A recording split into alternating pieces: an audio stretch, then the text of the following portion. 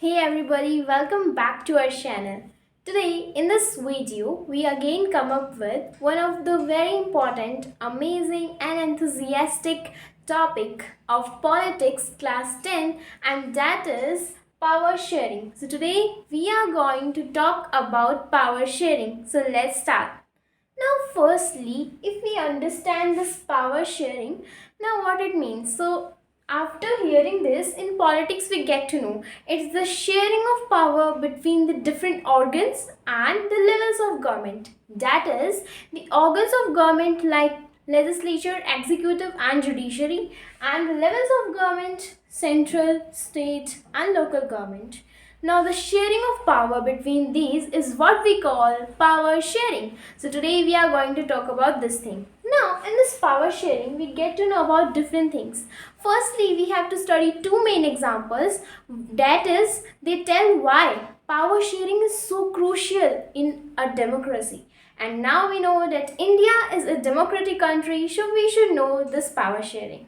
So firstly, we have to understand two major examples. So we have to understand two major examples. The first one is of Belgium. So we have a country named Belgium. Right. Now, first talk about this country. What is beauty? Now, in this Belgium, this is basically a small country. So we can write area. So it's area wise a small country. So we have to write small country, right? And it lies in the continent of Europe. If we talk about the population of Belgium, we get to know that the population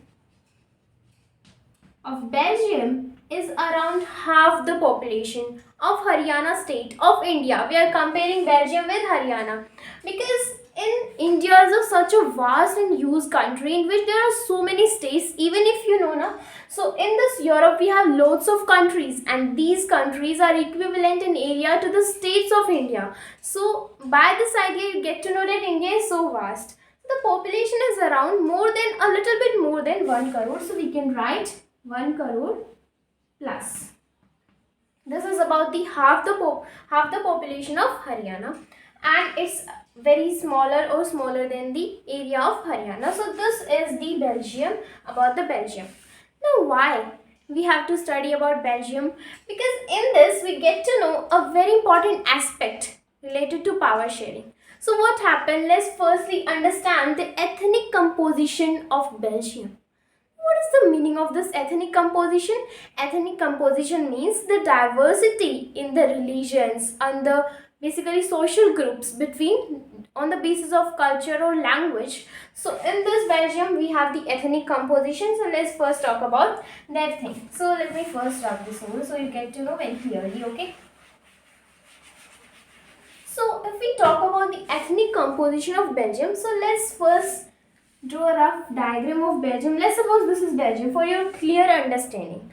So in this Belgium, in the middle part somewhere over here, we have Brussels. Now what is Brussels? Brussels is basically the capital of Belgium, right? So we have Brussels. In this northern area, we have the Flemish region. So we have the Flemish region. Flemish region is where the Dutch speaking community lies. So I can write here Dutch speaking community, isn't it? So we have Flemish region to the north, which is having the Dutch speaking community. Now in the southern parts, I can write that here is the Wallonia region. Here is the Wallonia region. In this Wallonia region, we have the French speaking community. So here is the French speaking community. Now this Flemish region contains people which are Dutch speaking, and they constitute mainly 59% of the total Belgium, total country, right? And this Wallonia region makes 40%. The rest 1% goes to Germans. All the peoples who are rest 1% are German speaking. So rest 1% are German speaking. This is Brussels. So we have a special thing about the Brussels here.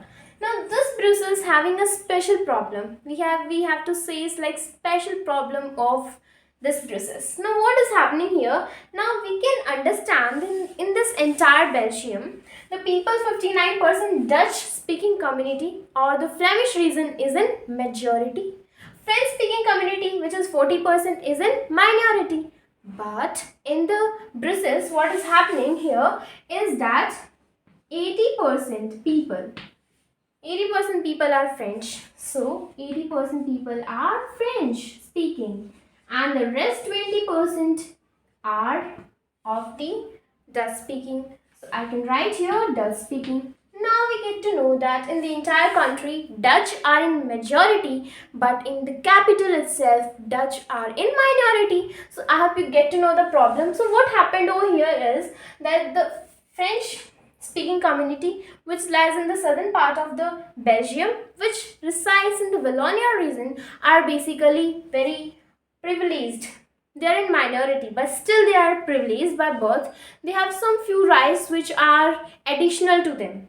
And due to this, as we know, there is a tendency for humans that if anybody gets not get equal rights, we have to protest for that. We have to get those rights.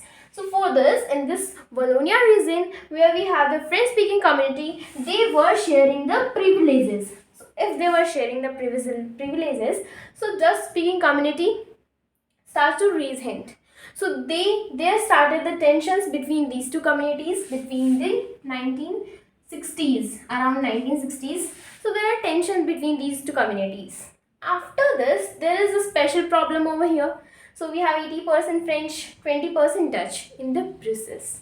Now all this result to a lot of tensions. It's like start to become a civil war. Civil war is basically a war that happens within the political boundary of a same country. That is the civil war. So it had totally like to become civil war, but it didn't become, because before that the leaders raised up. So what leaders do, first let me rub this also, you get to know all the details.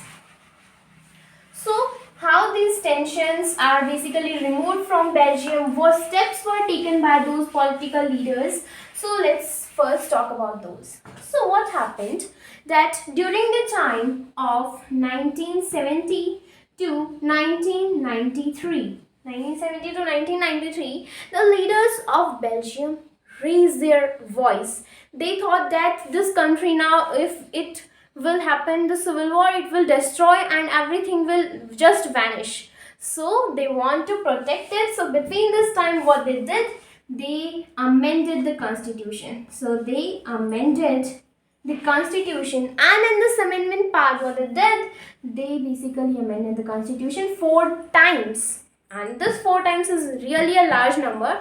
So they amended the constitution 4 times. Amendment means changing the constitution, adding more additional provisions or removing the earlier ones. So we have the amendments. By these amendments, we have different provisions which were added to those. Now what were the provisions? Were basically that now all the Dutch speaking community and the French speaking community will be equal. So I can say that the number of representatives of Dutch speaking community will be equal to the number of representatives of French speaking community.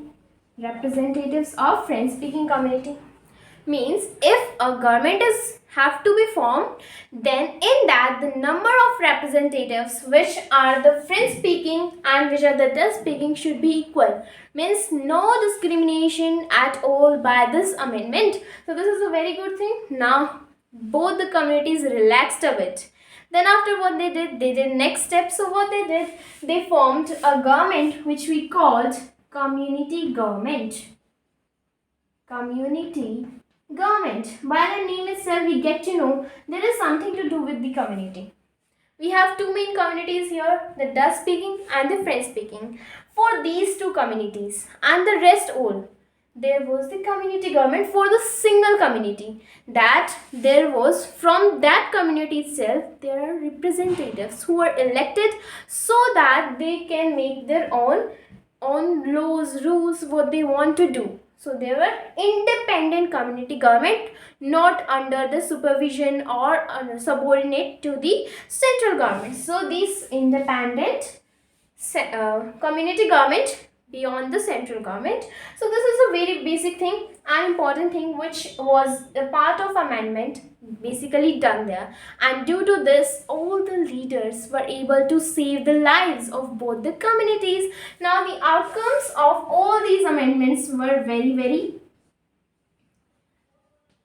nice, because due to this what happened is every single person is able to live easily, because both the communities tensions were just vanished. So this was the about the leaders what they did. So this was about the first example of Belgium. In the next video I will tell you the next example, which was of Sri Lanka, where we have Sinhala and Tamils and the war between them for power sharing and what their government did.